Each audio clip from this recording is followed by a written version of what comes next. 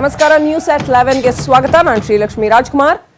ನಾಳೆಯ ಬಹಿರಂಗ ಪ್ರಚಾರಕ್ಕೆ ತೆರೆ. 15 ಕ್ಷೇತ್ರಗಳಲ್ಲೂ ಹೈ ವೋಲ್ಟೇಜ್ ಪ್ರಚಾರ. ಘಟಾನುಘಟಿ ನಾಯಕರಿಂದ ಮತಬೇಟೆ.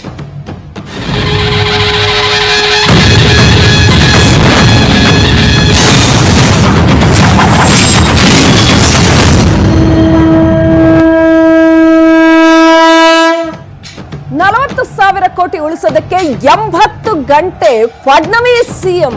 40,000 ಕೋಟಿ ಉಳಿಸೋದಕ್ಕೆ ಅಂತಾನೆ ಪ್ರಮಾಣ ವಚನ ಸ್ವೀಕಾರ ಮಾಡಿದ್ರಂತೆ ಮಹಾರಾಷ್ಟ್ರ ಮುಖ್ಯಮಂತ್ರಿ ಆಗಿದ್ದಂತಹ ಫಡ್ನವೀಸ್.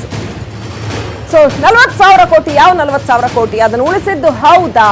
ಸಂಸದ ಅನಂತ್ ಕುಮಾರ್ ಹೆಗಡೆ ಹೇಳಿಕೆಯನ್ನ ಕೊಟ್ಟಿದ್ದಾರೆ. ಸಿಎಂ ನಿಯಂತ್ರಣದಲ್ಲಿ 40,000 ಕೋಟಿ ಹಣ ಇತ್ತು, ಅದನ್ನು ಉಳಿಸೋದಕ್ಕೆ ಅಂತ ಪ್ರಮಾಣ ವಚನ ಸ್ವೀಕಾರ ಮಾಡಿದ್ರು. ಕಾಂಗ್ರೆಸ್, ಶಿವಸೇನಾ, ಎನ್ಸಿಪಿ ಇದಕ್ಕೆ ಎಳ್ಳು ನೀರು ಬಿಡ್ತಿದ್ರು.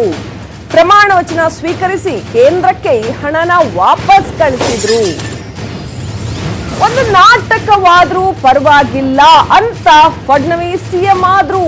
ಸಿಎಂ ಆಗಿ 15 ಗಂಟೆಯೊಳಗೆ ಆ ಹಣ ರಕ್ಷಣೆಯ ಕೆಲಸ ಮಾಡಿದ್ರು. ಯಲ್ಲಾಪುರದಲ್ಲಿ ಬೈ ಎಲೆಕ್ಷನ್ ಪ್ರಚಾರದ ಸಂದರ್ಭದಲ್ಲಿ ಸಂಸದ ಅನಂತ್ ಕುಮಾರ್ ಹೆಗಡೆ ಈ ಹೇಳಿಕೆ ಕೊಟ್ಟಿದ್ದಾರೆ. ಕಾಂಗ್ರೆಸ್ನವರು ಮೊನ್ನೆ ಮಹಾರಾಷ್ಟ್ರದಲ್ಲಿ ಕೇವಲ 80 ತಾಸುಗಳಿಗೆ ನಮ್ಮವರು ಮುಖ್ಯಮಂತ್ರಿ ಆದರು. ಅಷ್ಟು ನಂತರದಲ್ಲಿ ಫಡ್ನವೀಸ್ ಅವರು ರಾಜೀನಾಮೆ ಕೊಟ್ಟರು. ಯಾಕೆ ಈ ನಾಟಕ ಮಾಡಬೇಕಿತ್ತು? ನಮಗೇನು ಗೊತ್ತಿರ್ಲಿಲ್ವಾ? ಬಹುಮತ ಇಲ್ಲ ಅಂತ ಗೊತ್ತಿದ್ರು ಕೂಡ ಯಾಕೆ ಸಿಎಂ ಆದರು? ಇದು ಸಾಮಾನ್ಯವಾಗಿ ಎಲ್ಲರೂ ಕೇಳತಕ್ಕಂಥ ಪ್ರಶ್ನೆ. ಸುಮಾರು 40,000 ಕೋಟಿ ರೂಪಾಯಿಗೂ ಹೆಚ್ಚು ಹಣ ಸಿಎಂ ಇದರಲ್ಲಿತ್ತು, ಅವರ ನಿಯಂತ್ರಣದಲ್ಲಿತ್ತು. ಇವರು ಕಾಂಗ್ರೆಸ್ನವರು ಮತ್ತು ಎನ್ಸಿಪಿಯವರು, ಶಿವಸೇನಾದವರು ಬಂದ್ರೆ ಖಂಡಿತವಾಗಿ ಆ 40,000 ಕೋಟಿ ರೂಪಾಯಿ ಹಣಕ್ಕೂ ಕೂಡ ತುಳಸಿ ನೀರು ಬಿಡ್ತಿದ್ರು. ಬೇರೆ ಬೇರೆ ಹೆಸರಲ್ಲಿ ಖಂಡಿತವಾಗಿ ಅದು ಅಭಿವೃದ್ಧಿಗೆ ಹೋಗ್ತಿರ್ಲಿಲ್ಲ. ಅದಷ್ಟು ಕೇಂದ್ರ ಸರ್ಕಾರದ ಇದೆಲ್ಲ ಮುಂಚೆನೆ ಪ್ಲಾನ್ ಮಾಡ್ಕೊಂಡಿದ್ರು. ನಂತರದಲ್ಲಿ ಇದೆಲ್ಲ ಗೊತ್ತಾದ ನಂತರದಲ್ಲಿ ಏನಾದರೂ ಆಗಲಿ ಒಂದು ದೊಡ್ಡ ನಾಟಕ ಆದರೂ ಮಾಡಲೇಬೇಕು ಅಂತ ತೀರ್ಮಾನ ಆಯಿತು. ಅದಕ್ಕೋಸ್ಕರ ಸ್ವಲ್ಪ ಮಟ್ಟಿಗೆ ಅಡ್ಜಸ್ಟ್ ಮಾಡಿ ಮುಖ್ಯಮಂತ್ರಿ ಪ್ರಮಾಣ ವಚನ ಮಾಡಿ ಆಯಿತು. ಮಾಡಿ 15 ತಾಸು ಒಳಗಡೆ ಅದಷ್ಟು ಹಣವನ್ನ ಎಲ್ಲೆಲ್ಲಿ ತಲುಪಿಸಬೇಕು ಅಲ್ಲೆಲ್ಲ ವ್ಯವಸ್ಥಿತವಾಗಿ ಅದನ್ನ ರಕ್ಷಣೆ ಮಾಡುವಂತ ಕೆಲಸವನ್ನ ಫಡ್ನವೀಸ್ ಮಾಡಿದ್ರು. ಸಂಪೂರ್ಣವಾಗಿ ಹಣವನ್ನ ಕೇಂದ್ರ ಸರ್ಕಾರಕ್ಕೆ ವಾಪಸ್ ಕೊಟ್ಟರು.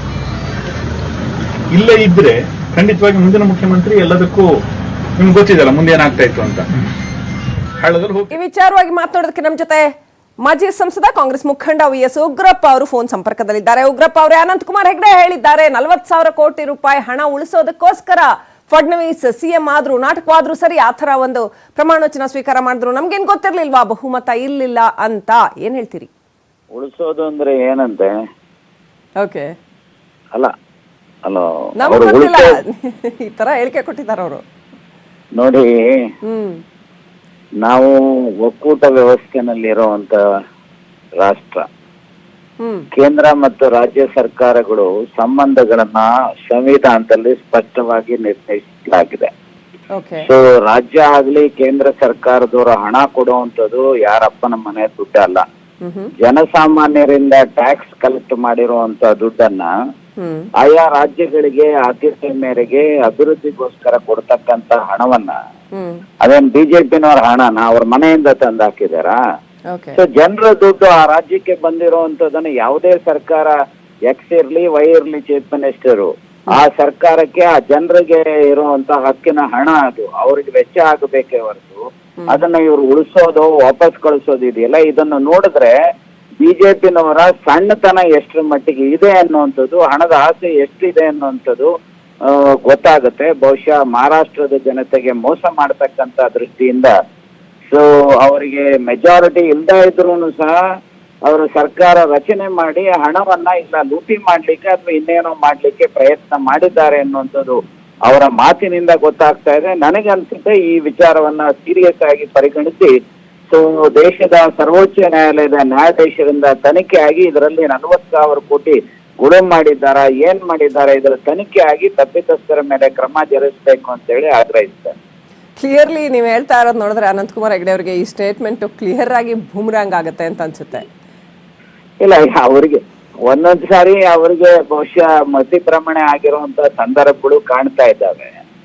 ಸೊ ಅವರಿಗೆ ಬಹುಶಃ ಒಂದ್ ರೀತಿ ಟ್ರೀಟ್ಮೆಂಟ್ ಆದ್ರೂ ಅವ್ರಿಗಾದ್ರೂ ಆಗ್ಬೇಕಾಗುತ್ತೆ, ಅಥವಾ ಅವರ ಪಕ್ಷಿಕ ಮುಖಂಡತ್ವಕ್ಕಾದ್ರೂ ಆಗ್ಬೇಕಾಗುತ್ತೆ. ಈ ಹೇಳಿಕೆಯ ಸತ್ಯಾಸತ್ಯತೆ ಹಿನ್ನೆಲೆಯಲ್ಲಿ ಆ ತೀರ್ಮಾನಕ್ಕೆ ಬರಬೇಕಾಗುತ್ತೆ ಅಂತ ಹೇಳಿ ನಾವು ಭಾವಿಸಿದೆ. ರೈಟ್, ಥ್ಯಾಂಕ್ ಯು ಎಸ್ ಉಗ್ರಪ್ಪನವರೇ. ಅನಂತಕುಮಾರ್ ಹೆಗಡೆ ಯಾವ ದೃಷ್ಟಿಯಿಂದ ಈ ಮಾತನ್ನ ಹೇಳಿದ್ರು, ಅವ್ರ ಹತ್ರ ಏನು ಇನ್ಫಾರ್ಮೇಶನ್ ಇದೆ ಈ ಬಗ್ಗೆ ನಮಗೆ ಕ್ಲಿಯರ್ ಆಗಿ ಗೊತ್ತಿಲ್ಲ. ಬಟ್ ಯಲ್ಲಾಪುರದಲ್ಲಿ ಪ್ರಚಾರದ ಸಂದರ್ಭದಲ್ಲಿ ಅನಂತಕುಮಾರ್ ಹೆಗಡೆ ಈ ಮಾತನ್ನ ಹೇಳಿದ್ದಾರೆ. ಸಿಎಂ ನಿಯಂತ್ರಣದಲ್ಲಿ 40,000 ಕೋಟಿ ರೂಪಾಯಿ ಇತ್ತು, ಅದನ್ನು ಉಳಿಸೋದಕ್ಕೋಸ್ಕರ ಫಡ್ನವೀಸ್ ನಾಟಕವಾದ್ರೂ ಸರಿ ಸಿಎಂ ಆದ್ರು. ನಮ್ಗೇನ್ ಗೊತ್ತಿರ್ಲಿಲ್ವಾ, ನಮ್ಗೆ ಬಹುಮತ ಇಲ್ಲ ಅಂತ ನಮಗ್ ಗೊತ್ತಿರ್ಲಿಲ್ವಾ ಅಂತ. ಸೊ ಉಗ್ರಪ್ಪನವ್ರು ಎತ್ತಿರುವಂತ ಪ್ರಶ್ನೆ, ಉಳಿಸೋದು ಅಂದ್ರೆ ಏನು ಹಾಗಾದ್ರೆ? ಪ್ರಾದೇಶಿಕ ವ್ಯವಸ್ಥೆನಲ್ಲಿ ಫೆಡರಲ್ ಸಿಸ್ಟಮ್ ಅಲ್ಲಿ ಕೇಂದ್ರ ರಾಜ್ಯ ಎರಡಕ್ಕೂ ಕೂಡ ಸಮಾನ ಅಧಿಕಾರ ಇರುತ್ತೆ, ಆ ರಾಜ್ಯದ ಹಣವನ್ನ ಉಳಿಸೋದು ಅಂದ್ರೆ ಏನು ಅನ್ನೋ ಪ್ರಶ್ನೆನ ಕೂಡ ಎತ್ತಿದ್ದಾರೆ. ಇದೆಲ್ಲದಕ್ಕೂ ಮೊನ್ನೆ ಮಹಾರಾಷ್ಟ್ರದಲ್ಲಿ ಕೇವಲ 80 ತಾಸುಗಳಿಗೆ ನಮ್ಮವರು ಮುಖ್ಯಮಂತ್ರಿ ಆದರು. ಅಷ್ಟು ನಂತರದಲ್ಲಿ ಫಡ್ನವೀಸ್ ಅವರು ರಾಜೀನಾಮೆ ಕೊಟ್ಟರು. ಯಾಕೆ ಈ ನಾಟಕ ಮಾಡಬೇಕಿತ್ತು? ನಮಗೇನು ಗೊತ್ತಿರ್ಲಿಲ್ವಾ? ಬಹುಮತ ಇಲ್ಲ ಅಂತ ಗೊತ್ತಿದ್ರು ಕೂಡ ಯಾಕೆ ಸಿಎಂ ಆದರು? ಇದು ಸಾಮಾನ್ಯವಾಗಿ ಎಲ್ಲರೂ ಕೇಳತಕ್ಕಂಥ ಪ್ರಶ್ನೆ. ಸುಮಾರು 40,000 ಕೋಟಿ ರೂಪಾಯಿಗೂ ಹೆಚ್ಚು ಹಣ ಸಿಎಂ ಇದರಲ್ಲಿತ್ತು, ಅವರ ನಿಯಂತ್ರಣದಲ್ಲಿತ್ತು. ಇವರು ಕಾಂಗ್ರೆಸ್ನವರು ಮತ್ತು ಎನ್ಸಿಪಿಯವರು ಶಿವಸೇನಾದವರು ಬಂದ್ರೆ ಖಂಡಿತವಾಗಿ ಆ 40,000 ಕೋಟಿ ರೂಪಾಯಿ ಹಣಕ್ಕೂ ಕೂಡ ತುಳಸಿ ನೀರು ಬಿಡ್ತಿದ್ರು. ಬೇರೆ ಬೇರೆ ಹೆಸರಲ್ಲಿ ಖಂಡಿತವಾಗಿ ಅದು ಅಭಿವೃದ್ಧಿಗೆ ಹೋಗ್ತಿರ್ಲಿಲ್ಲ. ಅದಷ್ಟು ಕೇಂದ್ರ ಸರ್ಕಾರದ ಇದೆಲ್ಲ ಮುಂಚೆನೆ ಪ್ಲಾನ್ ಮಾಡ್ಕೊಂಡಿದ್ರು. ನಂತರದಲ್ಲಿ ಇದೆಲ್ಲ ಗೊತ್ತಾದ ನಂತರದಲ್ಲಿ ಏನಾದರೂ ಆಗಲಿ ಒಂದು ದೊಡ್ಡ ನಾಟಕ ಆದರೂ ಮಾಡಲೇಬೇಕು ಅಂತ ತೀರ್ಮಾನ ಆಯಿತು. ಅದಕ್ಕೋಸ್ಕರ ಸ್ವಲ್ಪ ಮಟ್ಟಿಗೆ ಅಡ್ಜಸ್ಟ್ ಮಾಡಿ ಮುಖ್ಯಮಂತ್ರಿ ಪ್ರಮಾಣ ವಚನ ಮಾಡಿ ಆಯ್ತು. ಮಾಡಿ 10-15 ತಾಸು ಒಳಗಡೆ ಅದಷ್ಟು ಹಣವನ್ನ ಎಲ್ಲೆಲ್ಲಿ ತಲುಪಿಸಬೇಕು ಅಲ್ಲೆಲ್ಲ ವ್ಯವಸ್ಥಿತವಾಗಿ ಅದನ್ನ ರಕ್ಷಣೆ ಮಾಡುವಂತ ಕೆಲಸವನ್ನ ಫಡ್ನವೀಸ್ ಮಾಡಿದ್ರು. ಸಂಪೂರ್ಣವಾಗಿ ಹಣವನ್ನ ಕೇಂದ್ರ ಸರ್ಕಾರಕ್ಕೆ ವಾಪಸ್ ಕೊಟ್ಟರು. ಇಲ್ಲೇ ಇದ್ರೆ ಖಂಡಿತವಾಗಿ ಮುಂದಿನ ಮುಖ್ಯಮಂತ್ರಿ ಎಲ್ಲದಕ್ಕೂ ನಿಮ್ಗೆ ಗೊತ್ತಿದೆಯಲ್ಲ ಮುಂದೆ ಏನಾಗ್ತಾ ಇತ್ತು ಅಂತ, ಹಳ್ಳದಲ್ಲಿ ಹೋಗ್ತಿತ್ತು ಅದು. ಸೊ ಕಾಂಗ್ರೆಸ್ ಅಥವಾ ಎನ್ಸಿಪಿ ಬಂದಿದ್ರೆ ಅದನ್ನ ಅಭಿವೃದ್ಧಿಗೆ ಬಳಸ್ತಾ ಇರಲಿಲ್ಲ. ಒಂದ್ ವೇಳೆ ಇದನ್ನ ರಕ್ಷಣೆ ಮಾಡದೇ ಇದ್ರೆ ನಿಮ್ಗೆ ಗೊತ್ತಿದೆ ಅಲ್ಲ ಮುಂದೇನಾಗ್ತಿತ್ತು ಅಂತ. ಇದು ಅನಂತಕುಮಾರ್ ಹೆಗಡೆ ಅವರ ಹೇಳಿಕೆ. ಸೊ ಯಾವ ಇನ್ಫಾರ್ಮೇಶನ್ ಇಟ್ಕೊಂಡು ಅವ್ರು ಈ ತರ ಹೇಳಿಕೆ ಕೊಡ್ತಾ ಇದ್ದಾರೆ ಅನ್ನೋದನ್ನ ಅವರೇ ಹೇಳಬೇಕು. ಹಾಗಾದ್ರೆ ಕೇಂದ್ರದಲ್ಲಿ ಏನಾಗ್ತಾ ಇತ್ತು, ಒತ್ತಾಯಪೂರ್ವಕವಾಗಿ ಫಡ್ನವೀಸ್ ಅವ್ರ ಹತ್ರ ಈ ಒಂದು ನಾಟಕ ಆಡಿಸಿದ್ರ, ಇದೆಲ್ಲ ಇನ್ಫಾರ್ಮೇಶನ್ ಅನಂತಕುಮಾರ್ ಹೆಗಡೆ ಅವ್ರ ಹತ್ರ ಇದೆಯಾ, ಅದನ್ನ ಅವರೇ ಹೇಳಬೇಕಾಗತ್ತೆ. ಎನಿವೆ ಸಾಕಷ್ಟು ವಿವಾದವನ್ನಂತೂ ಹುಟ್ಟು ಹಾಕೋದಕ್ಕೆ ಸಾಕು ಅನ್ನೋ ರೀತಿಯ ಒಂದು ಹೇಳಿಕೆ ಇದಾಗಿದೆ. BS ಉಗ್ರಪ್ಪ ಈಗಷ್ಟೇ ಹೇಳಿದ್ರು ಅನಂತಕುಮಾರ್ ಹೆಗಡೆ ಅವರು ಯಾವ ಆಧಾರದ ಮೇಲೆ ಹೀಗೆಲ್ಲ ಮಾತಾಡ್ತಾ ಇದ್ದಾರೆ, ಇದು ಒಕ್ಕೂಟ ವ್ಯವಸ್ಥೆಯಲ್ಲಿ ರಾಜ್ಯಕ್ಕೆ ಮೋಸ ಮಾಡಿದ ಹಾಗೆ ಅಲ್ವಾ ಅನ್ನುವಂಥ ಪ್ರಶ್ನೆಯನ್ನ ಕಾನೂನಿನ ದೃಷ್ಟಿಯಿಂದ BS ಉಗ್ರಪ್ಪ ಎತ್ತಿದ್ರು. ಇದು ಗಂಭೀರವಾದಂತ ವಿಚಾರ. ಒಂದು ವೇಳೆ ಹೀಗೆ ಆಗಿದ್ದೇ ಹೌದಾದಲ್ಲಿ ಇದು ಬಹಳ ಗಂಭೀರವಾದಂತ ವಿಚಾರ ಅನ್ನೋದನ್ನ BS ಉಗ್ರಪ್ಪನವ್ರು ಹೇಳಿದ್ರು. ಹಾಗಾದ್ರೆ ಅನಂತಕುಮಾರ್ ಹೆಗಡೆ ಅವರು ತಾವು ಆಡಿರ್ತಕ್ಕಂಥ ಈ ಮಾತುಗಳನ್ನ ಸಮರ್ಥಿಸ್ಕೊಳ್ತಾರಾ? ಪ್ರಚಾರ ಸಭೆಯಲ್ಲಿ ಆಡಿರ್ತಕ್ಕಂಥ ಮಾತುಗಳು ಯಾವ ಅಂಶದ ಆಧಾರದ ಮೇಲೆ ಅವರು ಈ ಮಾತುಗಳನ್ನ ಸಮರ್ಥಿಸ್ಕೊಳ್ತಾರೆ?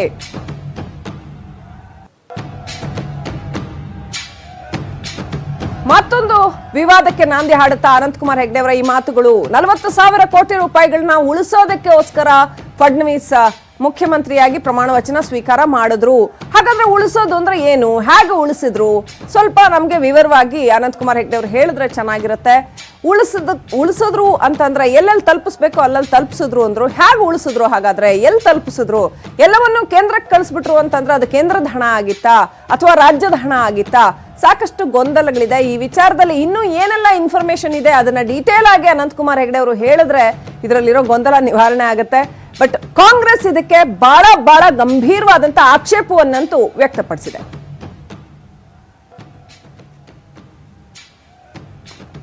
ಮಹಾರಾಷ್ಟ್ರದಲ್ಲಿ ಕೇವಲ 80 ತಾಸುಗಳಿಗೆ ನಮ್ಮವರು ಮುಖ್ಯಮಂತ್ರಿ ಆದರು. ಅಷ್ಟು ನಂತರದಲ್ಲಿ ಫಡ್ನವೀಸ್ ಅವರು ರಾಜೀನಾಮೆ ಕೊಟ್ಟರು. ಯಾಕೆ ಈ ನಾಟಕ ಮಾಡಬೇಕಿತ್ತು? ನಮಗೇನು ಗೊತ್ತಿರ್ಲಿಲ್ವಾ? ಬಹುಮತ ಇಲ್ಲ ಅಂತ ಗೊತ್ತಿದ್ರು ಕೂಡ ಯಾಕೆ ಸಿಎಂ ಆದರು? ಇದು ಸಾಮಾನ್ಯವಾಗಿ ಎಲ್ಲರೂ ಕೇಳತಕ್ಕಂಥ ಪ್ರಶ್ನೆ. ಸುಮಾರು 40,000 ಕೋಟಿ ರೂಪಾಯಿಗೂ ಹೆಚ್ಚು ಹಣ ಸಿಎಂ ಇದರಲ್ಲಿತ್ತು, ಅವರ ನಿಯಂತ್ರಣದಲ್ಲಿತ್ತು. ಇವರು ಕಾಂಗ್ರೆಸ್ನವರು ಮತ್ತು ಎನ್ಸಿಪಿಯವರು ಶಿವಸೇನಾದವರು ಬಂದ್ರೆ ಖಂಡಿತವಾಗಿ ಆ 40,000 ಕೋಟಿ ರೂಪಾಯಿ ಹಣಕ್ಕೂ ಕೂಡ ತುಳಸಿ ನೀರು ಬಿಡ್ತಿದ್ರು. ಬೇರೆ ಬೇರೆ ಹೆಸರಲ್ಲಿ ಖಂಡಿತವಾಗಿ ಅದು ಅಭಿವೃದ್ಧಿಗೆ ಹೋಗ್ತಿರ್ಲಿಲ್ಲ. ಅದಷ್ಟು ಕೇಂದ್ರ ಸರ್ಕಾರದ ಇದೆಲ್ಲ ಮುಂಚೆನೆ ಪ್ಲಾನ್ ಮಾಡ್ಕೊಂಡಿದ್ರು. ನಂತರದಲ್ಲಿ ಇದೆಲ್ಲ ಗೊತ್ತಾದ ನಂತರದಲ್ಲಿ ಏನಾದರೂ ಆಗಲಿ ಒಂದು ದೊಡ್ಡ ನಾಟಕ ಆದ್ರೂ ಮಾಡ್ಲೇಬೇಕು ಅಂತ ತೀರ್ಮಾನ ಆಯ್ತು. ಅದಕ್ಕೋಸ್ಕರ ಸ್ವಲ್ಪ ಮಟ್ಟಿಗೆ ಅಡ್ಜಸ್ಟ್ ಮಾಡಿ ಮುಖ್ಯಮಂತ್ರಿ ಪ್ರಮಾಣ ವಚನ ಮಾಡಿ ಆಯ್ತು. ಮಾಡಿ 10-15 ತಾಸು ಒಳಗಡೆ ಅದಷ್ಟು ಹಣವನ್ನ ಎಲ್ಲೆಲ್ಲಿ ತಲುಪಿಸಬೇಕು ಅಲ್ಲೆಲ್ಲ ವ್ಯವಸ್ಥಿತವಾಗಿ ಅದನ್ನ ರಕ್ಷಣೆ ಮಾಡುವಂತ ಕೆಲಸವನ್ನ ಫಡ್ನವೀಸ್ ಮಾಡಿದ್ರು. ಸಂಪೂರ್ಣವಾಗಿ ಹಣವನ್ನು ಕೇಂದ್ರ ಸರ್ಕಾರಕ್ಕೆ ವಾಪಸ್ ಕೊಟ್ಟರು. ಇಲ್ಲೇ ಇದ್ರೆ ಖಂಡಿತವಾಗಿ ಮುಂದಿನ ಮುಖ್ಯಮಂತ್ರಿ ಎಲ್ಲದಕ್ಕೂ ನಿಮ್ಗೆ ಗೊತ್ತಿದೆಯಲ್ಲ ಮುಂದೆ ಏನಾಗ್ತಾ ಇತ್ತು ಅಂತ, ಹಳ್ಳದಲ್ಲಿ ಹೋಗ್ತಿತ್ತು. ಮೊನ್ನೆ ಮಹಾರಾಷ್ಟ್ರದಲ್ಲಿ ಕೇವಲ 80 ತಾಸುಗಳಿಗೆ ನಮ್ಮವರು ಮುಖ್ಯಮಂತ್ರಿ ಆದರು. ಅಷ್ಟು ನಂತರದಲ್ಲಿ ಫಡ್ನವೀಸ್ ಅವರು ರಾಜೀನಾಮೆ ಕೊಟ್ಟರು. ಯಾಕೆ ಈ ನಾಟಕ ಮಾಡಬೇಕಿತ್ತು? ನಮಗೇನು ಗೊತ್ತಿರ್ಲಿಲ್ವಾ? ಬಹುಮತ ಇಲ್ಲ ಅಂತ ಗೊತ್ತಿದ್ರು ಕೂಡ ಯಾಕೆ ಸಿಎಂ ಆದ್ರು? ಇದು ಸಾಮಾನ್ಯವಾಗಿ ಎಲ್ಲರೂ ಕೇಳ್ತಕ್ಕಂಥ ಪ್ರಶ್ನೆ. ಸುಮಾರು 40,000 ಕೋಟಿ ರೂಪಾಯಿಗೂ ಹೆಚ್ಚು ಹಣ ಸಿಎಂ ಇದರಲ್ಲಿತ್ತು, ಅವರ ನಿಯಂತ್ರಣದಲ್ಲಿತ್ತು. ಇವರು ಕಾಂಗ್ರೆಸ್ನವರು ಮತ್ತು ಎನ್ಸಿಪಿ ಅವರು ಶಿವಸೇನಾದವರು ಬಂದ್ರೆ ಖಂಡಿತವಾಗಿ ಆ 40,000 ಕೋಟಿ ರೂಪಾಯಿ ಹಣಕ್ಕೂ ಕೂಡ ತುಳಸಿ ನೀರು ಬಿಡ್ತಿದ್ರು. ಬೇರೆ ಬೇರೆ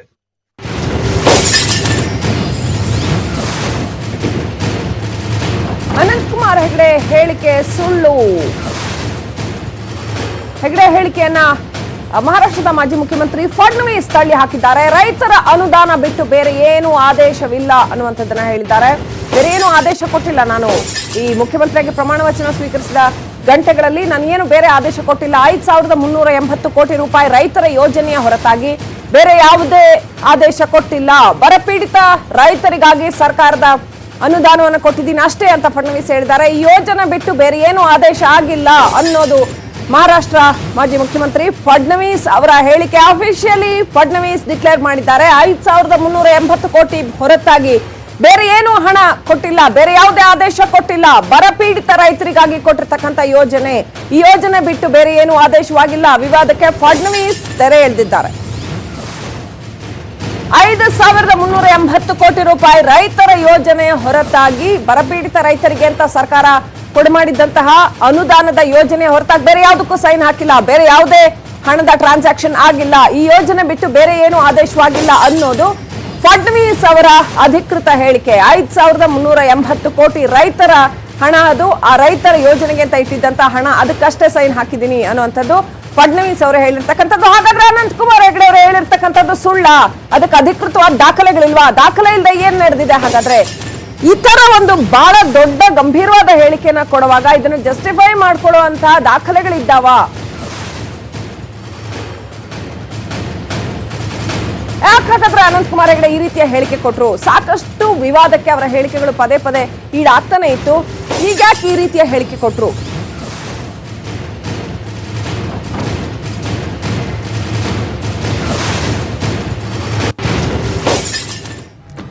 ಸಾಮಾಜಿಕ ಜಾಲತಾಣದಲ್ಲಿ ಒಂದು ಮಾಹಿತಿ ಹರಿದಾಡ್ತಾ ಇತ್ತು. 80 ಗಂಟೆ ಸರ್ಕಾರದ ಬಗ್ಗೆ ಬಿಜೆಪಿಯಿಂದಲೇ ಈ ತರದ ಒಂದು ಮಾಹಿತಿ ಬಂದಿತ್ತು. ಹಾಗಾದ್ರೆ ಇದೇ ಮಾಹಿತಿಯನ್ನ ನೋಡಿ ಹೇಳಿಕೆ ಕೊಟ್ಬಿಟ್ರ ಅನಂತಕುಮಾರ್ ಹೆಗಡೆ ಅವರು? ಸಾಮಾಜಿಕ ಜಾಲತಾಣದಲ್ಲಿ, ಸೋಷಿಯಲ್ ಮೀಡಿಯಾದಲ್ಲಿ ಈ ತರ ಒಂದು ಮೆಸೇಜ್ ಹರಿದಾಡ್ತಾ ಇತ್ತು. ಅದು ಎಷ್ಟು ಮಟ್ಟಿಗೆ ರಿಲಯಬಲ್ ಅನ್ನೋದು ಗೊತ್ತಿಲ್ಲದ ವಿಚಾರ.